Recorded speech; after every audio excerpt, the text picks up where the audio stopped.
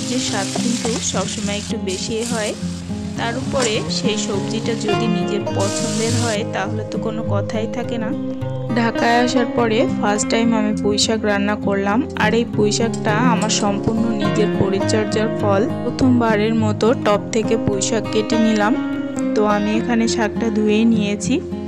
এবারে কাঁকড়াগুলোকে নুন হলুদ মাখিয়ে একটু ভেজে নিতে হবে। তার আগে আমি কড়াইয়ে শুকনো খোলায় সামান্য জিরা আর কিছু ধনিয়া টেলে নিয়েছি। এটা আমি ঠান্ডা করে বেটে নিব। সরিষার তেল গরম করে নিয়েছি। এর মাঝে এবারে কাঁকড়াগুলো খুব সুন্দরভাবে ভাজি করে নিতে হবে। আপনারা চাইলে জলেও জাল করতে পারেন, তবে আমার মনে হয় ভাজি করলে স্বাদটা বেশি ভালো আসে। তো কাঁকড়াটাকে ভাজি করে আমি তুলে নিয়েছি। এবারে ওই একই তেলের মধ্যে প্রথমে আমি কয়েক কোয়া মতো রসুন কুচি দিয়ে দিলাম। এরপরে পেঁয়াজ কুচি দিয়ে খুব সুন্দরভাবে একটু ভাজি করে নিতে হবে। আগে রসুন কুচিটা দিলে কাঁকড়ার যে এক্সট্রা ফ্লেভারটা থাকে এইটা কিন্তু আর তরকারির মধ্যে থেকে আসবে না। এবারে কিছু গুঁড়া মশলা দিব। এ কারণে সামান্য একটু জল দিয়ে হলুদ গুঁড়া, মরিচের গুঁড়া আর পরিমাণ মতো লবণ দিয়ে দিয়েছি। খুব সুন্দরভাবে একটু কষিয়ে কাঁকড়াগুলোকে দিয়ে দেব। এগুলোকে মশলার সাথে আমি আবারও কিছুক্ষণ ভেজে নিব। এরপরে এখানে পুঁই শাকের সাথে আমি একটা আলু কুচি করে নিয়েছি, সেটা সমেত পুঁই শাকটা আমি দিয়ে একটুখানি কষিয়ে নিতে হবে। একটুখানি ভেজে নিলেই হবে, বেশিক্ষণ ধরে ভাজি করার কোনো দরকার নেই। কারণ আমি শাকটা প্রেসার কুকারে রান্না করব, প্রেসার কুকারের সময়ও বেঁচে যাবে আর শাকের কালারটাও কিন্তু ঠিক থাকবে।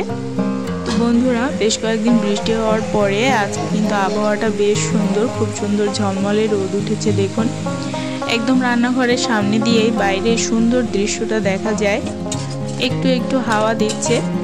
তো আমি এবারে শাকটাকে নামিয়ে এক সাইডে প্রেসার কুকারে জল গরম করতে দিয়েছিলাম। এর মাঝেই আমি শাকটা দিয়ে দিব। পুঁই শাক সবসময় গরম জলে রান্না করতে চেষ্টা করবেন, এতে করে শাকের রঙটা কিন্তু ঠিক থাকবে।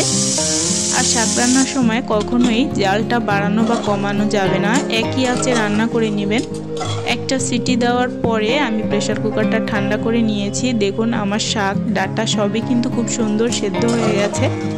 আমি কাছ থেকে আপনাদেরকে একটু দেখিয়ে দিচ্ছি। দেখুন, শাকের রঙটা কিন্তু একটুও চেঞ্জ হয়নি। এবারে ওই একই কড়াইয়ের মধ্যে আমি সরিষার তেল দিয়ে দিয়েছি, আর এখানে কিছু রাঁধুনি দিব।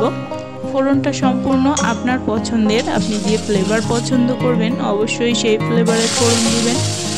এবারে আমি তরকারিটা দিয়ে দিচ্ছি। আমি খুব বেশি ঝোল রাখবো না, একটু মাখো টাইপের বানাবো।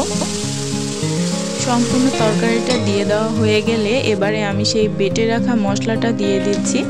1 মিনিট মতো জাল করেই নামিয়ে নিব। আমাদের তরকারি কিন্তু একদম রেডি। আমি কিন্তু কখনোই আপনাদেরকে রেসিপি শেখানোর চেষ্টা করি না, এটা আমার সম্পূর্ণ নিজের রেসিপি।